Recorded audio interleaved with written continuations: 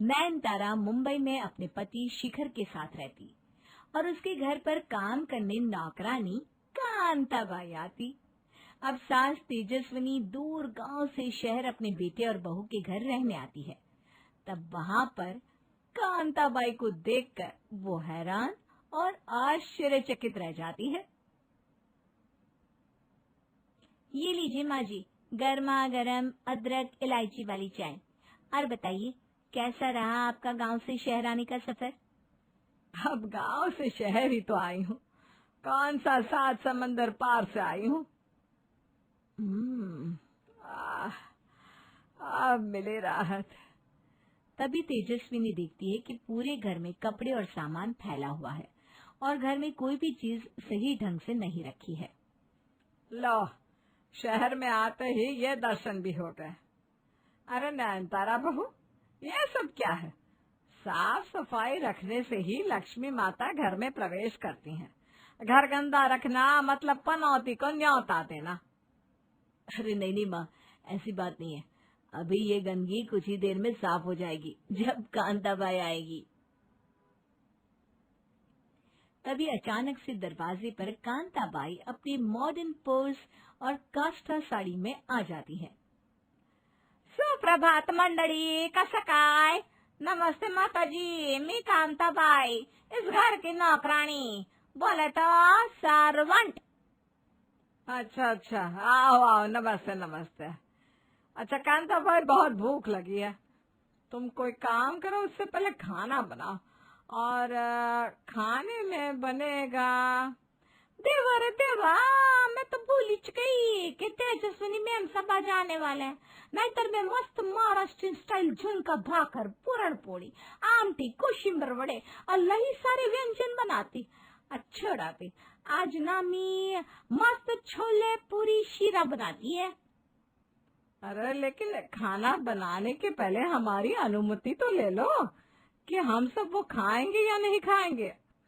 अगर नहीं नहीं नहीं, कैसा है ना माताजी, इधर खाने में क्या बनेगा, कब कैसे होगा, किस चीज की सफाई कैसे होगी, इत्यादि इत्यादि सब माहिती डिसिजन करती है बरं का। अग बाई, आता वाजले की 12, मला जाऊ द्या ना घरी। अरे लवकर लवकर खाना पका लेती ना मैं। इतना कहकर कांताबाई रसोई में खाना बनाने चली जाती है और गैस ऑन करने से पहले वो हाथ जोड़कर प्रणाम करती है और जोर से कहती है, गणपति बाप्पा मोरया। तेजस्विनी कांताबाई के इस बर्ताव को देखकर हैरान रह जाती है। अजीब बात है नयनतारा बहू, वो हुकूमत जताती रही और तुम कुछ बोली भी नहीं। वो क्या है ना माँ जी, कांताबाई हमारे लिए किसी नौकरानी जैसी नहीं है, वो तो मेरी बहन की तरह है, हमारा परिवार है वो। उसने मेरी बहुत मदद और देखभाल की है, एकदम बड़ी बहन की तरह है वो मेरी। हाँ माँ, हम दोनों का भी एक माँ और एक बड़ी बहन की तरह ख्याल रखती है वो। वाह, बेवकूफों के सेनापति हो तुम दोनों। लेकिन अब मैं आ गई हूँ और अब यहाँ मेरा राज चलेगा, ना कि इस दाव कौड़ी की नौकरानी का। अगले दिन कांताबाई घर में आते ही तेजस्विनी से टीवी का रिमोट छीन लेती है और अपना टीवी सीरियल लगा देती है। आए कांताबाई, तेरी हिम्मत कैसे हुई मेरे हाथ से टीवी का रिमोट छीनने की? माताजी चिल्लाओ मत, अगर थोड़ा बघू द्या ना मला टीवी। देवा रे देवा, अगं बाई शकुंतला अब क्या करेगी? शिट, ये अच्छा माइला, ये सीरियल वाले भी ना माइन सीन पे ये एपिसोड खत्म कर देते हैं। तुम क्या जरा दिमाग से पैदल हो? है? अपने आप को इस घर के मालकिन समझती हो? तुम एक नौकरानी हो और तुम्हारी जगह यहाँ सोफे पे नहीं जमीन पर है, हमारे कदमों में, समझी? उतने में नयनतारा वहाँ आकर तेजस्विनी को चिल्लाती है, माँ जी, आप कांताबाई से ऐसे बात नहीं कर सकती। कांताबाई नहीं, मुझे तो लगता है कि आप ही दिमाग से पैदल हो। वे थकी हुई आई थी इसलिए उसने टीवी चला लिया, वो रोज ही ऐसा करती है, इसमें क्या इतनी बड़ी बात है? तेज तो क्या? नैनतारा, अपनी मर्यादा में रहो। भूलो मत, मैं तुम्हारी बचपन की सहेली नहीं, सास हूँ। और नौकरों के साथ नौकरों जैसे ही बर्ताव करना चाहिए। उन्हें सर पर बिठाओगी तो आफत को गले लगा लोगी। अगर आप ये सोचती हो तो आई एम सॉरी, लेकिन आपकी सोच वाकई में बहुत घटिया और वाहियात है। हमारे समाज में नौकरों के साथ, वॉचमैन के साथ, ड्राइवर के साथ, मजदूर और कर्मचारियों के साथ ऐसा बुरा बर्ताव क्यों किया जाता है? क्यों पता है? क्योंकि वो गरीब होते हैं। आप तो 2 दिन के लिए आई हो, लेकिन कांताबाई मेरे साथ पिछले 10 साल से है और उसने हुक्म और राज तो चलाया, लेकिन मेरे हाथ में कभी ठंडी रोटी नहीं थी। आपके बेटे शिखर के कपड़े, खाना, सब कुछ उसने एक माँ की तरह संभाला। आपके लिए होगी ये नौकरानी, लेकिन मेरे लिए ये मेरी बेस्टी है, मेरी सहेली है। अगर जाने दो ना नैनतारा ताई, या म्हातारीचं डोकं फिरलंय। क्या क्या कहा तुमने? इससे कुछ गलत कहा ना मुझे? बोलो बोलो, क्या कहा? देवा रे देवा, अहो माताजी, कुछ भी नाही, काहीच नाही। कोई कोई तो गुस्सा करती हो, मैं भी तो आपकी बेटी जैसी छू ना। कांताबाई के बढ़ते राज को देख तेजस्विनी का गुस्सा हमेशा 7वें आसमान पर ही रहता। ये मेरी बहू इस कांताबाई के पीछे लट्टू हो गई है। अगर इस नौकरानी से लड़ूंगी तो शिखर और नैनतारा को बुरा लगेगा। मुझे अब इस कांताबाई का पत्ता कट करना है तो नैनतारा और शिखर की नजरों में इस कलमुही कांताबाई को बुरा बनाना होगा। तेजस्विनी शिखर और नैनतारा के धोए हुए कपड़ों का रंग खराब कर देती है और खाने में कड़वे स्वाद वाला पाउडर घोल देती है। अब देखना क्या होता है। शिखर और नैनतारा जब अपने कपड़ों को देखते हैं तभी, हे भगवान, ये आपने क्या कर दिया माँ जी? हमारे कपड़ों पर और खाने में आपने ये क्या मिलाया है? क्या ये तुम क्या बोल रही हो नैनतारा? तुम बाहर आ गई हो क्या? देवा रे देवा, काय हो माताजी, कितना खोटा बोलता है। इतना झूठ बोलना सेहत के लिए और इज्जत के लिए ना हानिकारक होता है। मेरे इस मोबाइल फोन में इस घर का सीसीटीवी कैमरा चालू ही रहता है। मैंने आपको कपड़ों को खराब करते देखा, खाने में कुछ मिलाते हुए भी देख लिया। अपनी तीसरी आंख मंजिए सीसीटीवी कैमरे से। माँ, अब क्यों कांताबाई के पीछे पड़ी हो? इस बेचारी ने आपको क्या बिगाड़ा है? क्या बिगाड़ा है? अरे नाक में दम करके रखा है इस नासपीटी ने। खुद को इस घर की सेठानी बनाने के पीछे तुली हुई है, लेकिन इसके घिनौने मंसूबों को मैं पूरा होने नहीं दूंगी। नैनतारा, शिखर, नई नौकरानी रख लो। मुझे ऐसी बदतमीज और बेढंगी नौकरानी नहीं चाहिए जो घर में ऐसी दादागिरी करती हो और खुद को नौकरानी नहीं लेकिन महारानी समझती हो, जबकि इसके औकात तो जूती की नोक के बराबर है। तेजस्वी की इन चुपती हुई बातों को सुनकर कांताबाई को बहुत बुरा लगता है और वो रसोई में जाकर एक कोने में फूट फूट कर रोती है। तभी वहां नैनतारा उसे संभालती है। बस कांताबाई, तुम रोगी तो हमें हंसाएगा कौन? तुम तो पटाखा हो, फायर, इतनी आसानी से बुझ जाओगी। आता है, एकदम खराब बोलता है। मैं फायर हूँ, फायर। नौकरानी हूँ तो क्या हुआ, मेरी भी इज्जत है। ताई, तुम और दादा, तुम दोनों को मैंने कभी मालिक मालकिन नहीं समझा, क्योंकि आप लोगों ने मुझे कभी नौकरानी नहीं समझा। लेकिन अब तो देखना, ये जंगा पे एक नौकरानी वर्सेस साफ किया है। तब भगत तुम्ही। कांताबाई अगले दिन से कोई भी काम नहीं करती।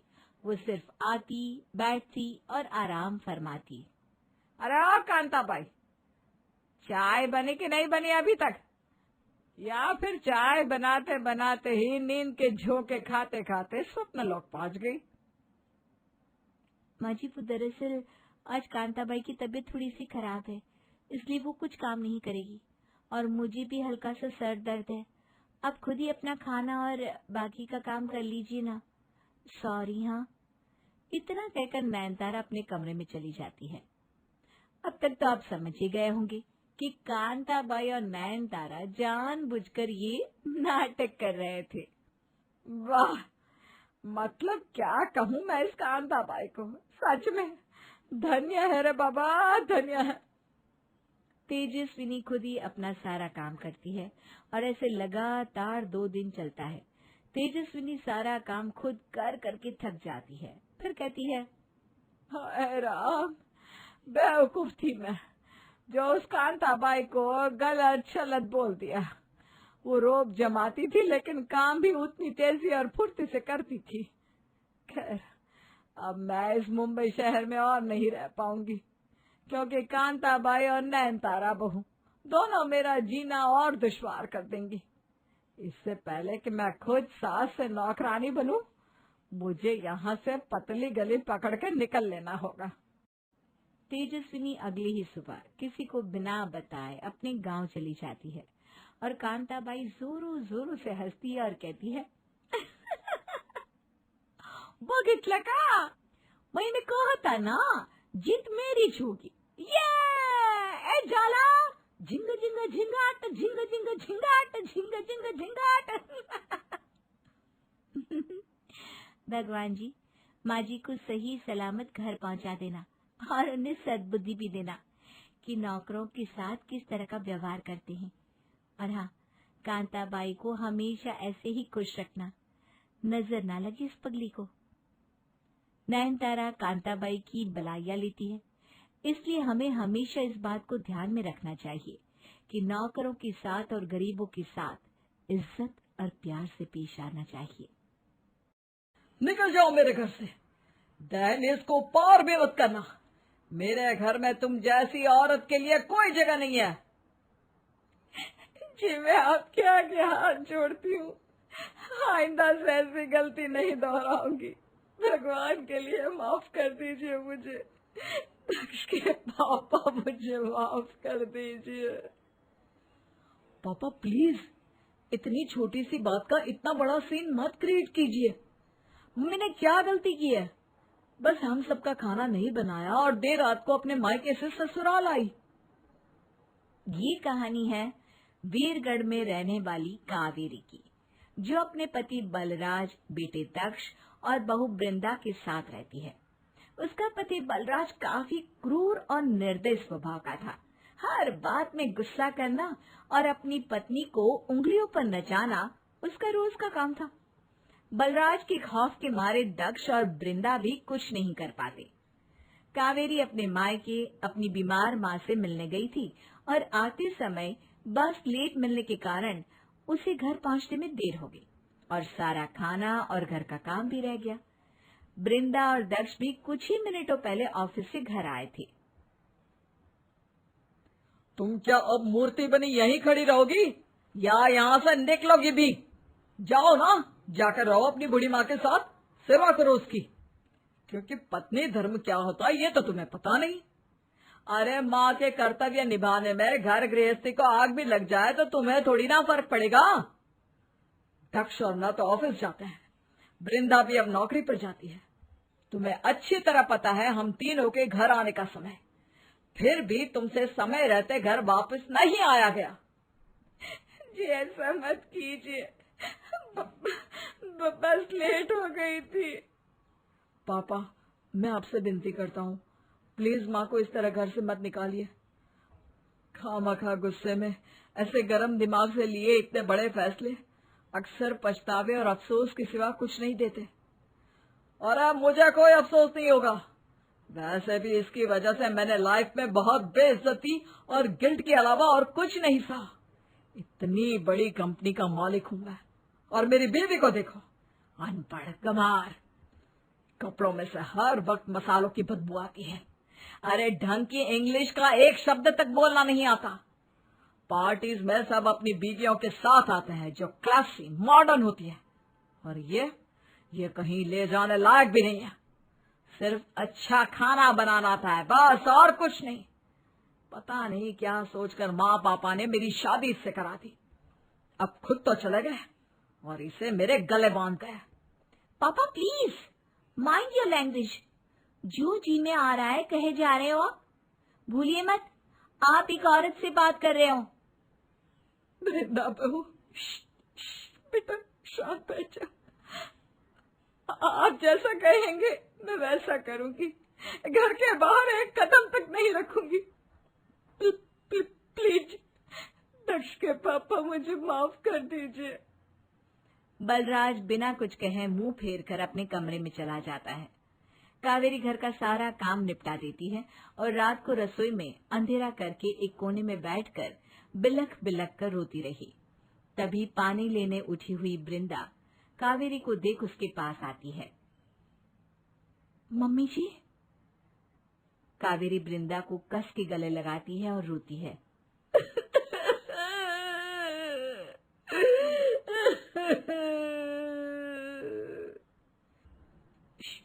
बस बस बस बस मम्मी जी, मैं जानती हूँ कि आपने हमेशा से ही पापा और हम सबसे बहुत प्यार किया है, लेकिन उन्होंने कभी भी आपकी कदर नहीं की। वो आपका इतना तिरस्कार करते हैं, इतना उल्टा बोलते हैं, आपको इतना मेंटली टॉर्चर करते हैं, फिर भी आप चुप क्यों रहती हो? वृंदा बेटा, ये सब तो जीवन में होता ही रहता है। और अगर इस उम्र में मैंने खुद पर ध्यान दिया, खुद के बारे में सोचा, तो फिर दक्ष तुम्हारे और दक्ष के पापा और सबसे जरूरी इस घर गृहस्थी के बारे में कौन सोचेगा है? कहते हैं रोने से मन हल्का हो जाता है, इसलिए रो रही थी। अब मन के दर्द का बोझ काफी हल्का हो गया है। जा, जा तू भी जाकर जल्दी से सो जा, फिर मुझे कल सुबह जल्दी उठना है। तभी कावेरी घड़ी की तरफ देखती है। लो कर लो बात, सुबह तो बस अब कुछ ही घंटों में हो जाएगी। सवेरे 5 बजे उठना है, पूजा का भोग प्रसाद बनाना है, तीनों के टिफिन पैक करने हैं। दक्ष के पापा की कल इम्पोर्टेंट मीटिंग है, उसके लिए वो लाल शर्ट भी इस्त्री करना है, दूध वाले का हिसाब करना है, आंगन को साफ करना है। शांति मम्मी जी, शांति। आप सब काम कर लोगी, हमें पता है। अब आप जाकर सो जाओ। बेचारी कावेरी खुद को अपनों से, गृहस्थी से और अपने पति से पीछे रखकर सबका ख्याल रखती। खुद ठंडी रोटियां खाती, लेकिन बाकियों को गर्मा गर्म खाना ही खिलाती। खुद देर तक काम करती, चुप रहकर एक ही चप्पल और सूती साड़ी को महीनों चलाती। छुप छुप कर अपने परिवार की बालियां लेकर नजर उतारती, लेकिन इस सब के बदले उसे क्या मिलता है? ये तो आपको अभी तक पता चल ही गया होगा। एक दिन आज हमारे नए प्रोजेक्ट की सक्सेस पार्टी है घर पर। Wow, that's a brilliant idea. Congratulations पापा। कांग्रेट्स दक्ष। काफी सारे अमीर खानदान की गेस्ट आएंगे, बिजनेस क्लाइंट्स आएंगे, इसलिए मैं नहीं चाहता कि हमारे घर का दाग ये मनहूस कावेरी पार्टी में मौजूद रहे। लेकिन क्यों? मैं कुछ भी नहीं बोलूंगी, मुझे भी इस खुशी का हिस्सा बनना है। तुम तो बिना बोले ही रायता फैला देती हो। पढ़ी तो सिर्फ 10वीं तक हो, लेकिन इज्जत कैसे मिट्टी में मिलाते हैं उसकी तुमने PhD कर रखी है। पापा प्लीज, मम्मी को भी आने दो ना। पूरी फैमिली एक साथ रहेगी तो कितना अच्छा लगेगा पापा। बस, अगर तुम दोनों को भी अपनी माँ का पल्लू पकड़ना है तो फिर जाओ, फौरन अपना बोरिया बिस्तरा पैक करो और निकलो यहां से। मैं इस बाबा आदम के शो पीस को तब तक ही झेल सकता हूं जब तक ये मेरी बीवी नहीं, बल्कि एक नौकरानी बनकर पार्टी में आएगी। तुम्हें खुशी का हिस्सा बनना है ना कावेरी, तो फिर नौकरानी बनकर करो। वैसे भी तुम्हारे हुलिये को देखकर तो कोई भी तुम्हें एक नौकर ही कहेगा। दक्ष और वृंदा को ना चाहते हुए भी चुप रहना पड़ा। वहीं कावेरी को अपने परिवार की खुशी के लिए नौकर बनकर सबके सामने आना भी मंजूर था। कावेरी पूरी पार्टी में सबको कोल्ड ड्रिंक और शरबत परोसती रहती है। बृंदा और दक्ष कावेरी को ऐसे देखकर बहुत दुखी थे। बाय द वे, मानना होगा बल्ली, तुम्हारा घर तो बहुत ही सुंदर है। तुम्हारी वाइफ कहीं नजर नहीं आ रही। अब वो एक्चुअली उसकी तबीयत थोड़ी खराब थी, इसलिए मैंने कहा कि कुछ दिन जाकर मायके हुआ, उतना ही अच्छा लगेगा उसे। Oh, so caring husband. मुझे ना बहुत प्यास लग रही है। Where is the servant? ओए नौकरानी, इधर आओ। कावेरी उस औरत को कोल्ड ड्रिंक देती है। अपने पति के मुंह से नौकरानी जैसा शब्द सुन कावेरी की आंखें भर आती है। पार्टी खत्म होती है और सब कुछ एक बार फिर से पहले जैसा हो जाता है। दिन बीतने लगते हैं। कुछ महीनों बाद उनकी सोसाइटी में एक नामी शेफ आता है और वो एक कुकिंग कंपटीशन रखता है जिसमें सारी गृहिणियां भाग ले सकती हैं। जी, वो दरअसल मोहल्ले में ना एक शेफ आया है और वो कुकिंग का स्पर्धा रख रहा है। मुझे भी भाग लेना है। अगर जीत गई तो सीधा टीवी पे भी आ सकती हूँ। हाँ ना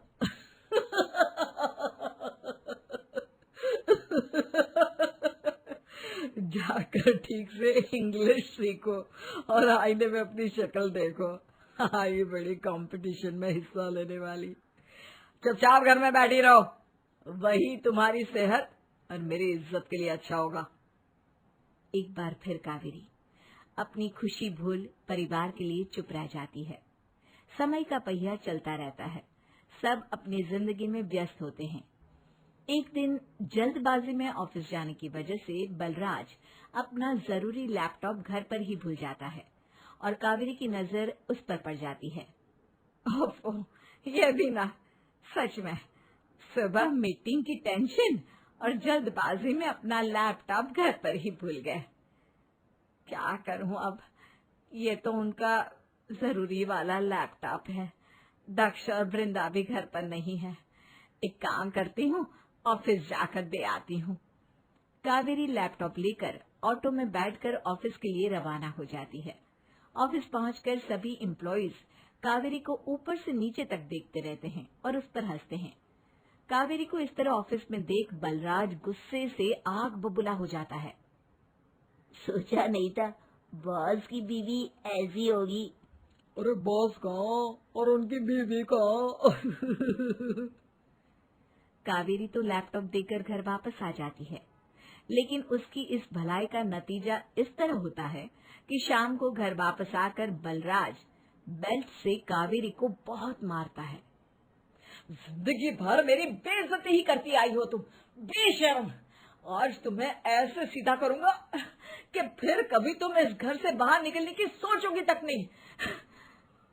इतने सालों से हर अपमान, बेइज्जती और कड़वे शब्द सहने वाली कावेरी आज पति का हाथ उठते ही न जाने कौन सी शक्ति बन जाती है कि अचानक बलराज के हाथों की बेल्ट पकड़कर उसे अपने हाथों में जकड़ लेती है और गुस्से में नफरत भरी आंखों से बलराज को देखती है। बस, बहुत हुआ। इतने सालों से मेरी आंखों पर प्रेम की पट्टी बंधी हुई थी, लेकिन आज आपने मुझ पर हाथ उठाकर उस मर्यादा को लांघ दिया है। क्या क्या कर लोगी तुम, हैं? ये अपना रौद्र रूप ना कहीं और दिखाना, बलराज चौधरी के सामने नहीं, समझी? क्या करूंगी वो तो अब आपको पता चल ही जाएगा। अब बस इस रिश्ते की कोई नींव नहीं बची। आज से आप मेरे लिए मर गए। फिर क्या था, अगले ही दिन अपने बच्चों की मदद से डिवोर्स पेपर्स तैयार करके कावेरी अपने वकील को लेकर बलराज के सामने पहुंच जाती है।